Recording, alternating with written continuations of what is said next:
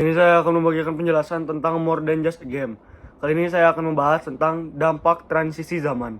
Apa peran transisi zaman dalam masalah kecanduan game online? Apa peran ibu dalam masalah kecanduan bermain game? Tidak ada orang tua yang dengan sengaja ingin melukai dan mengabaikan anak-anaknya. Dalam masa transisi kemari dari dunia lama ke dunia digital, generasi saya adalah generasi pertama yang tumbuh besar memegang smartphone dan bermain game online. Orang tua kami tidak tahu cara membantu anak mengelola pemakaian teknologi. Banyak orang tua tidak tahu cara menolong. Banyak orang tua melarikan diri pada pekerjaan dan pelayanan karena tidak tahu cara membantu anak mereka. Dan pada akhirnya anak-anak menjadi korban. Dampak transisi zaman ini bisa dilihat dengan jelas dalam kisah berikut ini.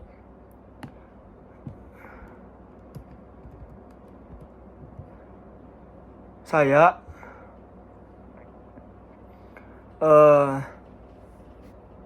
pada akhirnya anak-anak menjadi korban. Dampak transisi zaman ini bisa dilihat dengan jelas dalam kisah berikut ini. Saya dan sekeluarga pernah tinggal bersama keluarga pendeta ketika kami liburan. Keluarga itu memiliki 2 anak lelaki berusia 8 dan 4 tahun. Kedua orang tua sangat terlibat dalam pelayanan dan ibunya belajar konseling di organisasi ayah saya. Saya akan menyebut mereka sebagai John dan Jane. Saya menyaksikan secara langsung betapa sulitnya mempertahankan keseimbangan antara pekerjaan dan keluarga. Memang sangat susah membesarkan anak dalam dunia kota urban tanpa menggunakan video game dan smartphone untuk meringankan beban orang tua. Seperti kebanyakan orang tua, John and Jane benar-benar mengasihi anak-anak mereka dengan tulus menginginkan yang terbaik bagi anak-anaknya. Namun, mereka mengalami kesulitan mengelola penggunaan gadget pada anak-anaknya. Saya melihat bagaimana berkali-kali anak-anak mereka berhasil melewati batasan orang tuanya dan melanggar janji mereka tentang waktu bermain. Bahaya lain yang sering tidak mampu dikelola oleh para orang tua adalah jenis media yang dikonsumsi anak-anak mereka. Suatu pagi, saya menyaksikan Jane menolong anak bungsunya memilih suatu video YouTube untuk ditonton. Anaknya ingin menonton Batman, dan ia memilih video yang kelihatan paling menarik untuk ditonton. Kebetulan ia memilih komplikasi cut skin dari video game Batman Arkham Knight. Jane melihat ekspresi ngeri ayahnya. Jane melihat ekspresi ngeri saya. Dan ia bertanya apakah ada yang salah. Ia tidak tahu tetapi baru saja mengizinkan anaknya yang berusia 4 tahun menonton adegan-adegan kekerasan dan bertema dewasa di game dari game dengan rating M+17. Saya menjelaskan kepada Jane bahwa isi video itu tidak cocok bagi anaknya. Dan bagusnya ia memutuskan untuk menghentikan video itu. Anaknya langsung mengamuk dan mulai menangis, menuntut untuk terus menonton videonya. Kalau saya tidak ada di sana, anak kecil ini akan menonton adegan kekerasan untuk 2 jam penuh pagi itu. Berapa banyak anak terekspos kepada kekerasan dan seks melalui gadget karena kelalaian orang tua. Ayah-ayah yang tidak hadir memang berperan besar dalam masalah kecanduan bermain game. Tetapi banyak ibu-ibu berkontribusi kepada masalahnya. Karena mereka tidak menetapkan batasan-batasan yang konsisten. Anak-anak memiliki keinginan yang kuat untuk melewati batasan-batasan yang ditetapkan orang tua. Dan mendisiplin mereka secara konsisten ketika mereka melanggar batasan tersebut memang susah. Terlalu banyak ibu-ibu yang menyerah. Apalagi kalau mereka tidak punya dukungan dan bantuan suami. Saya mau mengingatkan kepada para ibu, tolong jangan berhenti mendisiplin anak-anak Anda. Ketika para ibu menetapkan batasan, tetapi gagal menerapkannya, hal itu mengajar anak-anak bahwa orang tua bisa dimanipulasi. Hal itu mengajar anak-anak bahwa memaksa cukup keras cenderung membuat kemauan mereka diikuti. Hal itu mengajar mereka untuk bersikap manipulatif dan mengabaikan batasan-batasan yang sehat demi memperoleh kesenangan jangka pendek. Semua anak-anak memang akan melakukan ini. Ini bukan salah. Ini bukan salah mereka. Tanggung jawab orang tua untuk menolong anak-anak mengembangkan batasan-batasan yang sehat sampai mereka bisa menetapkan batasan-batasan itu secara mandiri. Jika ada nasihat yang bisa saya berikan kepada para ibu tentang apa yang bisa mereka lakukan untuk menolong anak-anak mereka mengatasi kecanduan bermain game. Inilah dia. Tetapkan batasan yang sehat dan terapkan secara konsisten. Carilah ibu-ibu yang pintar mendisiplin anak, belajarlah dari mereka, dan mintalah nasihat mereka. Jangan biarkan anak-anak melanggar batas. Jika Anda memberitahu mereka bahwa mereka hanya bisa bermain 1 jam, matikan internetnya atau ambil gadgetnya. Jika mereka melanggar batasan itu, mereka akan marah dan komplain. Dan amukan. Mereka bisa berlangsung berhari-hari atau berminggu-minggu. Jangan menyerah. Jangan balas dendam dengan mengamuk. Bertahanlah demi anak-anak Anda, masa depan mereka dipertaruhkan. Biarlah Allah menjadi kekuatanmu. Dia akan memberikan segala sesuatu yang Anda butuhkan untuk menjadi orang tua sesuai panggilannya. Jen dan anaknya hanyalah satu contoh dari banyak lainnya. Sebagian besar orang tua tidak tahu cara menyaring media yang boleh dikonsumsi anak-anaknya. Orang tua era digital perlu mengenal dan memakai alat-alat khusus untuk mengelola pemakaian gadget anaknya. Misalnya, banyak smartphone memiliki setting untuk membatasi waktu pemakaian gadget untuk anak. Yang bisa diatur orang tua. Dan juga aplikasi khusus yang bisa memonitor aktivitas online seperti Bark. Aplikasi ini bisa memonitor aktivitas anak dan memberitahukan orang tua kalau ada tanda-tanda depresi, menyakiti diri sendiri, kecanduan pornografi, dan lain-lain. Orang tua yang bijak meluangkan waktu untuk belajar cara memakai aset-aset baru untuk memastikan anak-anaknya memakai teknologi dengan sehat. Sekarang ada banyak buku yang bisa mengajarkan kepada Anda cara melindungi anak-anak Anda dari konten media yang tidak pantas. Tetapi Anda harus menginvestasikan uang dan waktu untuk mempelajari keterampilan ini. Terlalu sedikit orang tua yang meluangkan waktu untuk belajar.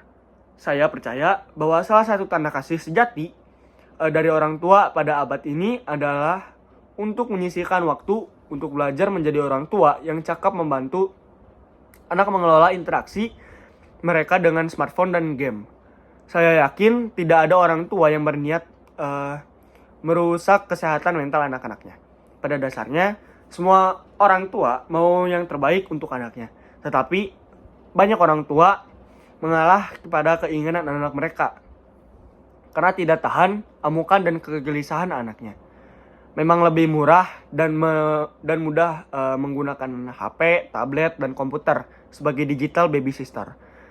Gadget yang bagus bisa dibeli dengan 10 juta rupiah dan bisa dipakai bertahun-tahun. 10 juta rupiah tidak cukup untuk membayar baby sister di Jakarta untuk 3 bulan. Terlalu mahal. Dan renungan kali ini, tanggal 21 Desember 2024, bertemakan tentang hidup berkenan. Mari kita buka Alkitab di Roma 12 ayat 2. Yang berisi tentang janganlah kamu menjadi serupa dengan dunia ini, tetapi berubahlah oleh pembaharuan di budimu, sehingga kamu dapat membedakan manakah kehendak Allah, apa yang baik, yang berkenan kepada Allah, dan yang sempurna. Guys, kalian pasti pernah dengar kalimat ini, pergaulan yang buruk akan merusak kebiasaan yang baik. Hidup kita semua adalah bait Allah dan Roh Kudus tinggal diam di dalam hidup setiap kita. Sudah seharusnya kita menjaga hidup kita benar, kudus, dan berkenan kepada Tuhan. Karena itu adalah persembahan yang terbaik buat Tuhan, guys.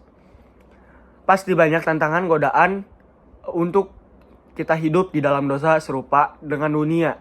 Tetapi tetaplah memilih untuk menjaga sikap dan perkataan kita ya, guys.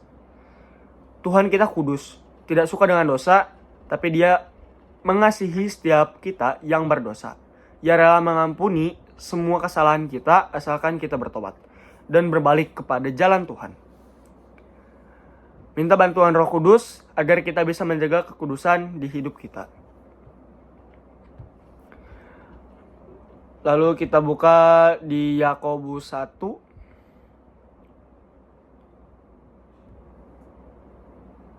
Salam dari Yakobus, hamba Allah dan Tuhan Yesus Kristus.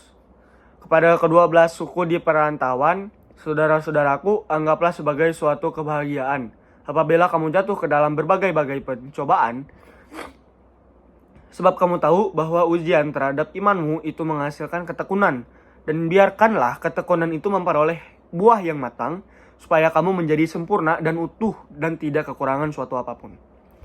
Tetapi apabila di antara kamu ada yang kekurangan hikmat, hendaklah ia memintanya kepada Allah, dan memberikan kepada semua orang dengan murah hati dan dengan tidak membangkit-bangkit. Maka hal itu akan diberikan kepadanya. Hendaklah ia memintanya dalam iman dan sama sekali jangan bimbang. Sebab orang yang bimbang sama dengan gelombang laut yang diombang-ambingkan kian kemari oleh angin. Orang yang demikian janganlah mengira bahwa ia akan menerima sesuatu dari Tuhan. Sebab orang itu yang mendua hati tidak akan tenang dalam hidupnya. Baiklah, saudara yang berada dalam keadaan yang rendah bermegah karena kedudukannya yang tinggi, dan orang kaya karena kedudukannya yang rendah, sebab ia akan lenyap seperti bunga rumput. Karena matahari terbit dengan panasnya yang terik dan melayukan rumput itu, sehingga gugurlah bunganya dan hilanglah semaraknya. Demikian juga halnya dengan orang kaya. Di tengah-tengah segala usahanya ia akan lenyap. Berbahagialah orang yang bertahan dalam pencobaan, sebab apabila ia sudah tahan uji, ia akan menerima mahkota kehidupan yang dijanjikan Allah kepada barang siapa yang mengasihi Dia. Apabila seseorang dicobai, janganlah ia berkata, pencobaan ini datang dari Allah. Sebab Allah tidak dapat dicobai oleh yang jahat, dan ia sendiri tidak mencobai siapapun. Tetapi tiap-tiap yang dicobai oleh keinginannya sendiri, karena ia diseret dan dipikat olehnya. Dan apabila keinginan itu telah dibuahi, ia melahirkan dosa. Dan apabila dosa itu sudah matang, ia melahirkan maut. Saudara-saudara yang kukasihi, janganlah sesat. Setiap pemberian yang baik dan setiap anugerah yang sempurna datangnya itu dari atas, diturunkan dari Bapa segala terang. Padanya tidak ada perubahan atau bayangan karena pertukaran. Atas kehendaknya sendiri, ia telah dijadikan kita oleh firman kebenaran, supaya kita pada tingkat yang tertentu menjadi anak sulung di antara semua ciptaannya. Hai saudara-saudara yang kukasihi, ingatlah hal ini. Setiap orang hendaklah cepat untuk mendengar, tetapi lambat untuk berkata-kata, dan juga lambat untuk marah. Sebab amarah manusia tidak mengerjakan kebenaran di hadapan Allah. Sebab itu buanglah segala sesuatu yang kotor dan jahat, yang begitu banyak, dan terimalah dengan lemah lembut firman yang tertanam di dalam hatimu, yang berkuasa menyelamatkan jiwamu. Tetapi hendaklah kamu menjadi pelaku firman dan bukan hanya pendengar saja. Sebab jika tidak demikian, kamu menipu dirimu sendiri. Sebab jika seseorang hanya mendengar firman saja dan tidak melakukannya, ia adalah seumpama seseorang yang sedang mengamati mukanya, yang sebenarnya di depan cermin. Baru saja ia memandang dirinya. Ia sudah pergi atau ia segera lupa bagaimana rupanya. Tetapi barang siapa meneliti hukum yang sempurna, yaitu hukum yang memerdekakan orang, dan ia bertekun di dalamnya, jadi bukan hanya mendengar untuk melupakannya, tetapi sungguh-sungguh melakukannya, ia akan berbahagia oleh perbuatannya. Jikalau ada seseorang yang menganggap dirinya beribadah, tetapi tidak mengakang lidahnya, ia menipu dirinya sendiri, maka sia-sialah ibadahnya. Ibadah yang murni dan yang tidak bercacat di hadapan Allah Bapa kita, yang mengunjungi yatim piatu dan janda-janda dalam kesusahan mereka, dan menjaga supaya dirinya sendiri tidak dicemarkan oleh dunia.